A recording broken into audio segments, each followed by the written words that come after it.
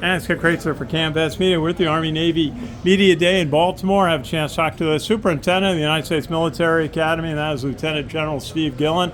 And General, good to see you. Army-Navy game, it's here, 11 games in the books. And what does it mean for you? There's a lot of excitement. Oh, absolutely. As we think about the 126th playing of the Army-Navy game, it's hard to believe that December is here and we are getting ready. I just talked to the captains and of the Army team, and I just asked, hey, we're going to build our momentum slowly so that we are peaking right when we get to next Saturday here at M&T Stadium, Bank Stadium. What it means to me, I'll tell you, the Army-Navy game, when we think about classic rivalries around the nation, it is right there at the top. Some people can talk about different games out there that they saw this past weekend.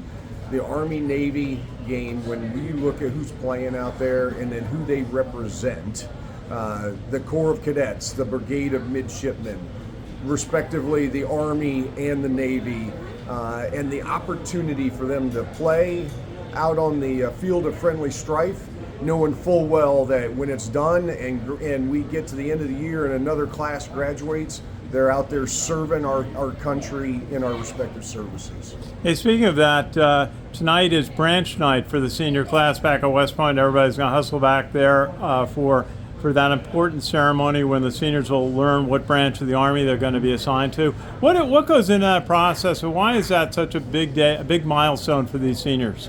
Well, I think that when we look at our branching process, which we call it talent-based branching, it's really about, for each of the cadets, putting their strengths, to match them up with what branches they are going to best serve our Army and our nation in. And I think that as they go through that process, which is really over the course of about 3 years, they really find out what are the things that interest them, what they're good at, and how they can best apply their skills and knowledge and talents to supporting our soldiers and serving our Army as leaders of character. You got two great captains here, two seniors, Andon Thomas, Caleb Fortner. How do you describe their leadership of this team? I think determined, committed, role models, leading by example, because they are definitely out in front. They lead their team, and that's what we need, but that's what we expect. And it shouldn't just be Caleb and Andon either.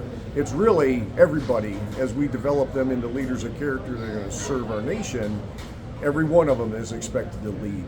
Absolutely. Final thought, is there a favorite tradition of the Army-Navy game that you look forward to? I do think that as we look at the preceding week, I think the GOAT Engineer game is always one of those things that's pretty cool.